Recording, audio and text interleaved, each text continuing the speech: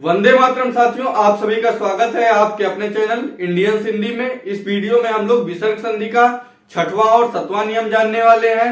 तो सबसे पहले हमने दो वीडियोस में विसर्ग संधि क्या होती है तथा विसर्ग संधि के भाग तथा विसर्ग संधि के प्रकार का हमने 5 प्रकार पढ़ा दिए हैं या 5 नियम पढ़ा दिए हैं। ठीक, विसर्ग संधि और व्यंजन संधि में प्रकार नहीं होता, इनके नियम होते हैं। तो हमने व्यंजन संधि का पूरा प्रकार पढ़ा दिया है या कहिए नियम पढ़ा दिए हैं, और विसर्ग संधि का भी इस वीडियो में 7 नियम हो जाएंगे। तो आपने यदि स्वर संधि, व्यंजन संधि और विसर्ग संधि का वीडियो नहीं देखा है तो चैनल पे वह भी पड़ी हुई प्लेलिस्ट में पूरा व्याकरण शुरुआत से है, वर्णमाला से लेके हमने व्याकरण की शुरुआत की है। किसी भी परीक्षा के लिए आप ग्रामर पढ़ सकते हैं तो उसको आप पूरा देख सकते हैं। चलिए हम लोग देर न करते हुए विसर्ग संधि के नियमों को जानते हैं। तो विसर्ग संधि का छठवां नियम क्या है?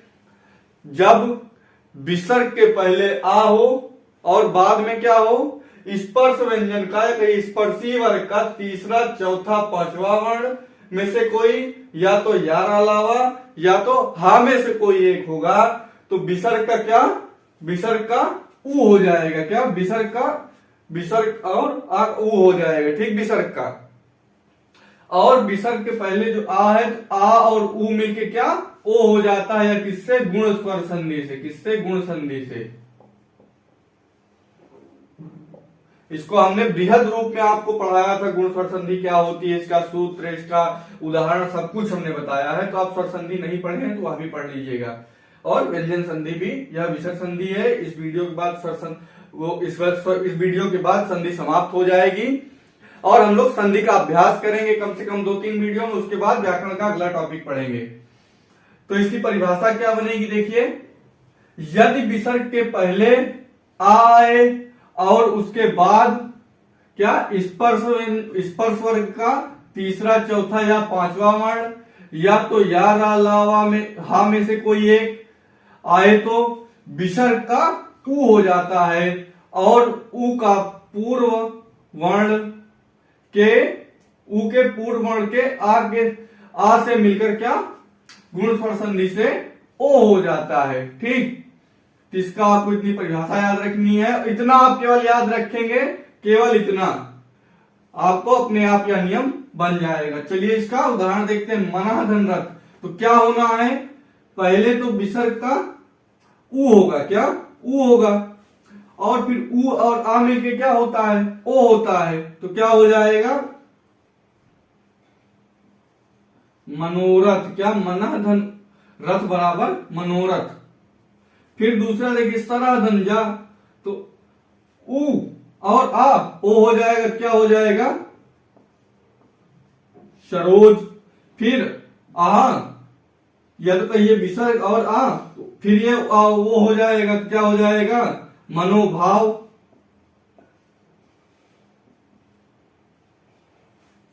फिर यहां देखिए, पयाधन धर। क्या? पयाधन धर। तो यहां भी ऊ और आ मिलके ओ होगा, तो क्या हो जाएगा, पयोधर। ठीक, फिर यहां मना धन हर है, तो क्या हो जाएगा इसका, मनोहर। फिर पया धन दा है, तो क्या हो जाएगा, पयोद। एक बार फिर से देखिए नियम क्या है ये वाला विसर्ग संधि का। जब विसर्ग के पूर्व आ आए और विसर्ग के बाद स्पर्श व्यंजन या कहिए स्पर्शी वर्ग का तीसरा, चौथा या पांचवा वर्ण आए। क्या? तीसरा, चौथा या पांचवा वर्ण आए, या तो यार अलावा हा में से कोई एक आए, तो विसर्ग का ऊ हो जाता है, और विसर्ग के पूर्व जो व्यंजन में आ निहित है उससे आ और ऊ मिलके क्या, ओ बन जाता है, या किससे, गुण स्वर संधि के अंतर्गत आ ई का ए, आ ऊ का ओ बनता है। हमने आपको बताया है। तो क्या हो जाएगा, मनोभाव। फिर अब देखिए व्यंजन संधि, वो विसर्ग संधि का 7वां नियम।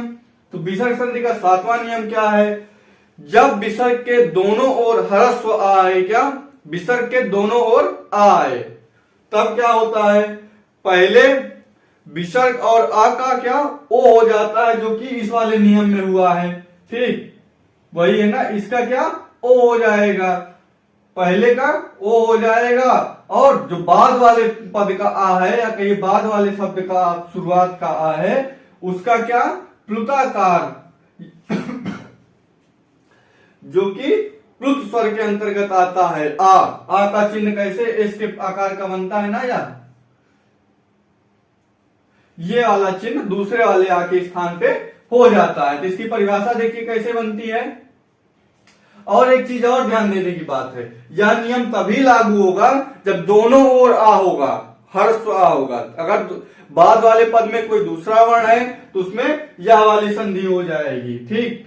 अगर ई है तो ए हो जाएगा, और उ है तो आ है तो ओ, क्या उ है तो ओ हो जाएगा, ठीक। तो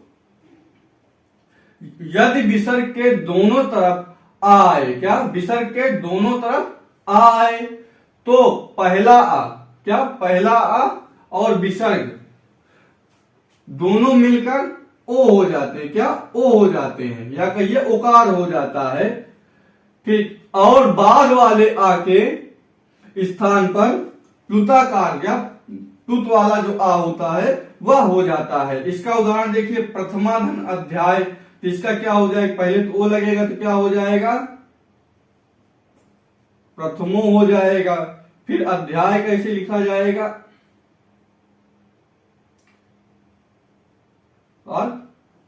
अध्याय, यहां एक मात्रा और होगी, प्रथमो अध्याय। देखिए यहां पहले विसर्ग और आ का ओ हो गया और बाद वाले का पुता का आ हो गया, ठीक। इसका उच्चारण आ ही होता है, कहीं भी लिखा रहे आपको ना समझ में आए तो इसका उच्चारण आ होगा, ठीक।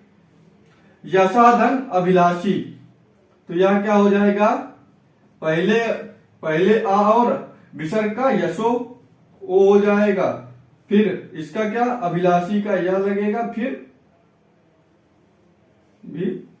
लाशी, तो यह क्या हो गया, यह विसर्ग संधि का नियम था। एक और है देखिए, मना धन अभिलाषी है तो इसका क्या हो जाएगा, मनोविलासी। इस वीडियो में संधि समाप्त हो गई है। पहले हमने स्वर संधि पढ़ाया, स्वर संधि का ब्रीफ वीडियो बनाया या कहिए बृहद अध्ययन करवाया हमने, उसका एक शॉर्ट वीडियो भी, एक वीडियो में पूरी स्वर संधि समाप्त है, और अलग अलग पार्ट वाइज किसकी, दीर्घ संधि, गुण संधि, वृद्धि संधि, यण संधि और अयात संधि का पांचों का अलग अलग वीडियो है। आप अगर अच्छे से उसको पढ़ना चाहते हैं, कभी नहीं भूलना चाहते हैं, तो ट्रिक के साथ और पूरी व्याख्या के साथ हमने पढ़ाया है। फिर उसके बाद व्यंजन संधि के सारे नियमों को हमने पढ़ा दिया है और विसर्ग संधि के सारे नियमों को पढ़ा दिया है। और संधि किसी भी परीक्षा में यदि आती है वह इससे बाहर नहीं जाएगी, इसकी 100% गारंटी है। आप इसमें से मिला लीजिएगा, इन नियमों के बाहर संधि जाएगी ही नहीं, ठीक। तो 3 पार्ट में विसर्ग संधि समाप्त हुई है, 4 पार्ट में व्यंजन संधि और 6 पार्ट में स्वर संधि, ठीक, 6 वीडियोस में। तो इन सबको आप यदि देख लेते हैं, सारे वीडियो 8 मिनट 10 मिनट से ज्यादा के वीडियो नहीं है, आप 2 घंटे अगर निकाल के संधि पढ़ लेते हैं तो आपको जीवन भर के लिए संधि याद हो जाएगी। इस वीडियो में इतना ही साथियों, अगली वीडियो हम लोग अब सारी संधियों को मिला के अभ्यास करने वाले हैं, उसके बाद व्याकरण का नया टॉपिक पढ़ेंगे। जय हिंद, वंदे मातरम।